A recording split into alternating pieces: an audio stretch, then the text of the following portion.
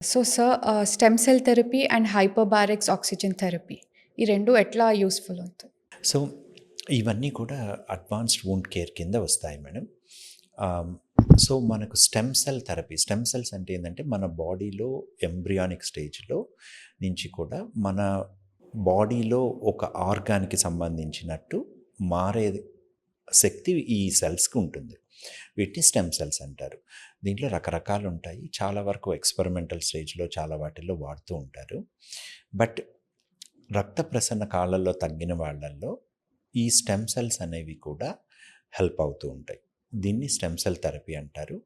వీటిల్లో ఒక కంపెనీ వాళ్ళు ఎస్పెషల్లీ మన ఇండియాలో కూడా డీసీజీఐ పర్మిషన్ వచ్చి ఇది వాడే అవకాశం అని ఉంది. ఇది ముఖ్యంగా ఎవరిలో వాడతాము అంటే మనకు రక్త ప్రసరణ తగ్గి ఆపరేషన్ చేయడం కానీ ఎండోవాస్కులర్ ప్రొసీజర్ కానీ చేయడం కూడా ఏదైనా చేసి ఫెయిల్ అయినా లేదా చేయడానికి అవకాశం లేని వాళ్ళల్లో కూడా ఈ స్టెమ్ సెల్ థెరపీ అనేది వాడుతూ ఉంటాం. దీంట్లో ముఖ్యంగా ఏమి అంటే అడ్వాన్స్ స్టేజ్లో మనకు టైం అనేది ఇంపార్టెంట్. ఈ స్టెమ్ సెల్ ఇచ్చాక ఒక 2 నెలల నుంచి 3 నెలల దాకా టైం పడుతుంది అది యాక్ట్ చేయడానికి, మన బాడీలో రక్త నాళాలుగా మారడానికి టైం పడుతుంది. ఈ టైము మనకు ఉండే అవకాశం ఉన్నప్పుడు మాత్రము ఈ స్టెమ్ సెల్స్ అనేవి హెల్ప్ చేస్తాయి. ఇలాగే మన గాయం మానడానికి ఆక్సిజన్ అనేది చాలా ఇంపార్టెంట్. సో ఈ రక్తనాళాలు బ్లాక్ అయ్యి రక్తమే మనకు చేరనప్పుడు ఈ ఆక్సిజన్ కూడా పాదంలో చేరకుండా ఉంటుంది. ఇలాంటి వాళ్ళకి బయట నుంచి ఆక్సిజన్ థెరపీ ఇవ్వడం అనేది ఒక పద్ధతి. వీటిల్లో టాపికల్ ఆక్సిజన్ అంటే ఏంటంటే మామూలు ఆక్సిజన్నే మన గాయానికి కొంతసేపు బయట నుంచి సరఫరా చేస్తారు.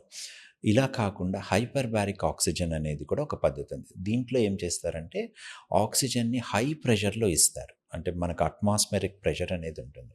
సో ఈ అట్మాస్ఫియరిక్ ప్రెషర్ కంటే ఎక్కువ ప్రెషర్ తోటి హైపర్బారిక్ ఆక్సిజన్ అనేది ఇస్తారు మనం.